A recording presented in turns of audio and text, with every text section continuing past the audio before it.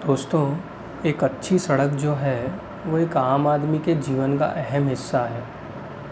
और अगर सड़क अच्छी है तो उससे ट्रांसपोर्टेशन भी बहुत आसानी से होता है। और ट्रांसपोर्टेशन जो होता है वो किसी देश की इकनॉमी में बहुत बड़ा योगदान देता है। तो कहने का मतलब है कि अगर सड़क अच्छी हो तो उसमें ट्रांसपोर्टेशन भी अच्छी तरह हो सकता है और एक आम आदमी के लिए भी वो बहुत सुविधाजनक चीज़ है।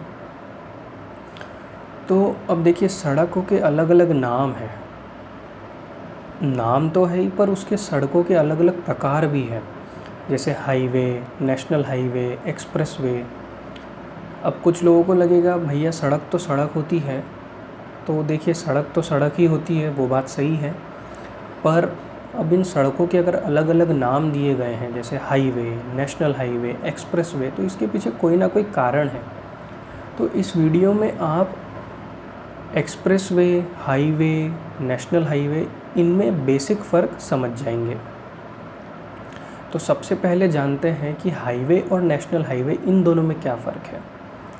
तो देखिए, हाईवे और नेशनल हाईवे, हाईवे जो होता है वो एक पर्टिकुलर स्टेट, मतलब एक किसी पर्टिकुलर राज्य के दो प्रमुख शहरों के बीच या ज़िलों के बीच ऐसे बनाया जाता है।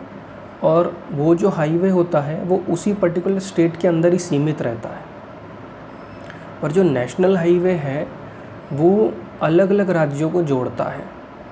तो हाईवे हो और नेशनल हाईवे हो, इन दोनों में एक जो बेसिक फ़र्क है वो यही है। एक तरह से बोल सकते हैं कि बाउंड्री का फ़र्क है।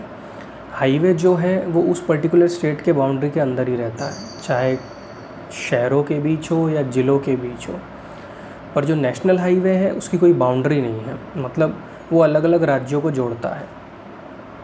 तो हाईवे और नेशनल हाईवे, ये इन दोनों में बेसिक फ़र्क है। पर एक होता है एक्सप्रेसवे। जैसे रिसेंटली अभी आपने सुना होगा कि बुंदेलखंड एक्सप्रेसवे बना है, उसका अभी मतलब यूज़ स्टार्ट हो गया है। लगभग 300 किलोमीटर लंबा ये एक्सप्रेसवे है। एक उदाहरण के तौर पे आपको बता रहा हूँ। तो ये एक्सप्रेसवे क्या है? देखिए, एक्सप्रेसवे एक आम आदमी की भाषा में अगर आपको बोलूँ तो समझ लीजिए हाईवे का एडवांस वर्जन है या नेशनल हाईवे का एडवांस वर्जन है। क्योंकि एक्सप्रेसवे जो होता है वो इंटरनेशनल स्टैंडर्ड्स को ध्यान में रखते हुए बनाया जाता है। कैसे? जैसे देखिए, एक्सप्रेसवे में सीसीटीवी कैमरे हमेशा रहेंगे, मतलब एक्सप्रेसवे में इंस्टॉल किए जाते हैं सीसीटीवी कैमरे। और उसके अलावा जैसे जो हाईवे होता है वहाँ पे आप देखेंगे तो कई कई छोटे शहरों की या कई छोटे गांव की सड़कें ऐसी होती है जो सीधी जाके हाईवे को निकलती है। पर एक्सप्रेसवे में ऐसा नहीं होता है, क्योंकि उसको बनाया वैसा जाता है कि कहीं से कोई छोटी सड़क आके उसको ना जुड़े। और अगर किसी सड़क को एक्सप्रेसवे से जोड़ा भी जाता है तो एक लूप के थ्रू जोड़ा जाता है उसको। मतलब डायरेक्टली आप किसी छोटे शहर से निकलेंगे या किसी छोटे गांव से निकलेंगे और आप सोचेंगे कि मैं हाईवे एक्सप्रेसवे पे पहुंच जाऊंगा, तो वैसा नहीं है, क्योंकि उसको वैसे बनाया ही नहीं जाता है। और अगर कोई सड़क उस तक जाती भी है किसी शहर की या गांव की, तो वो एक लूप के थ्रू जाती है। अब ये लूप तो इस वीडियो में समझाना पॉसिबल नहीं होगा, पर आप एक बेसिक इतना फ़र्क समझ लीजिए कि कोई भी छोटी शहर की, गांव की सड़क एक्सप्रेसवे तक नहीं जा सकती। बस वो अगर कोई किसी जगह की सड़क वहाँ पे जाती भी है तो वो अलग तरीके से जाती है। जबकि हाईवे में, या हाईवे हो या नेशनल हाईवे हो, उनमें किसी छोटे शहर की या छोटे गांव की सड़क जाती है।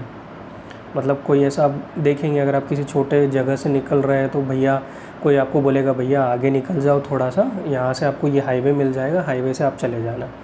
तो ऐसा होता है, पर एक्सप्रेसवे में ये पॉसिबल नहीं है। और इसके अलावा जो है एक्सप्रेसवे जो होते हैं, अब देखिए एक्सप्रेसवे में तो अलग अलग लेन्स रहती है, वैसे हाईवेज़ में भी लेन्स रहती है, बट एक्सप्रेसवे में जो लेन्स रहती है वो स्पीड लिमिट के अकॉर्डिंग, मतलब किस लेन पे आप कितनी स्पीड लिमिट रख सकते हैं, चाहे 4 लेन हो, 6 लेन हो, 8 लेन हो, किस लेन में आप कितनी स्पीड रख सकते हैं। या कभी जो वो लेन बनती है वो व्हीकल के साइज़ के हिसाब से बनती है, मतलब जो वाहन उस एक्सप्रेसवे से गुजरने वाला है उसका साइज़ क्या होगा, उसके अकॉर्डिंग लेन बनती है। तो जैसा कि मैंने आपको पहले ही कहा कि एक्सप्रेसवे जो होते हैं वो इंटरनेशनल स्टैंडर्ड्स को ध्यान में रखते हुए बनाए जाते हैं। इसीलिए इसमें जो इसकी जो लेन्स बनती है वो भी स्पीड लिमिट के अकॉर्डिंग, या जो व्हीकल इससे गुजरने वाला है उसके साइज़ के अकॉर्डिंग, उस हिसाब से बनाई जाती है। और एक्सप्रेसवे में एक ख़ासियत और है कि यहाँ पे आपको कोई चौरस्ते नहीं मिलेंगे। जैसे भाई चौरस्ते मतलब ये चारों डायरेक्शन से जो सड़कें आ रही है वैसा आपको नहीं मिलेंगे। वैसे आपको मैंने पहले ही कहा कि ऐसे कोई भी छोटे गांव की सड़क या छोटे शहर की सड़क एक्सप्रेसवे तक जाती ही नहीं है। तो इससे भी थोड़ा बहुत कहीं ना कहीं हमें अंदाज़ा लगता है कि ऐसे चौरस्ते मिलने यहाँ मुश्किल है। क्योंकि देखिए एक्सप्रेसवे जो बनाने का प्रयोजन है वो व्हीकल्स बहुत ज़्यादा स्पीड में स्मूथली बिना कहीं रुके टुके आराम से वो रास्ते से निकल सके। तो इसीलिए वो आजू बाजू का कोई डिस्टर्बेंस रखते ही नहीं है। मतलब जो व्हीकल सीधा उससे गुज़र रहा है बस वो बिना किसी डिस्टर्बेंस के गुज़रता जाए। इस वजह से भी आजू बाजू की या कोई छोटे शहर की या गांव की सड़कें उससे गुज़रती ही नहीं है। तो ये फ़र्क है। तो आपको समराइज़ कर देता हूँ कि हाईवे और नेशनल हाईवे ये तो सिर्फ एक बाउंड्रीज़ का फ़र्क है। हाईवे जो होगा वो एक पर्टिकुलर स्टेट की बाउंड्री में, चाहे वहाँ के शहरों में हो या ज़िलों में हो, वहाँ तक सीमित रहेगा।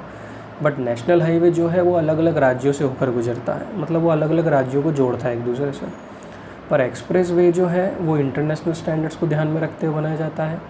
वहाँ पे सीसीटीवी कैमरे होते हैं। कोई छोटे गांव की या किसी छोटे शहर की सड़क एक्सप्रेस वे तक नहीं पहुँच सकती। इसमें कोई चौराहे नहीं होते। इसमें स्पीड के अकॉर्डिंग अलग अलग लेन्स बने रहते हैं। इसमें व्हीकल के साइज़ के अकॉर्डिंग अलग अलग लेन्स बने रहते हैं। हाँ, एक और ख़ासियत इसमें ये है कि एक्सप्रेसवेज में पैसेंजर लॉजिंग सिस्टम भी होता है। मतलब अगर आप एक्सप्रेसवे से गुजर रहे हैं तो हो सकता है कि आपको बीच में ऐसा कोई लॉज मिले, मतलब पैसेंजर के रुकने के हिसाब से लॉजिंग सिस्टम भी एक्सप्रेसवे में मौजूद रहते हैं। तो ये भी एक इसकी खासियत है।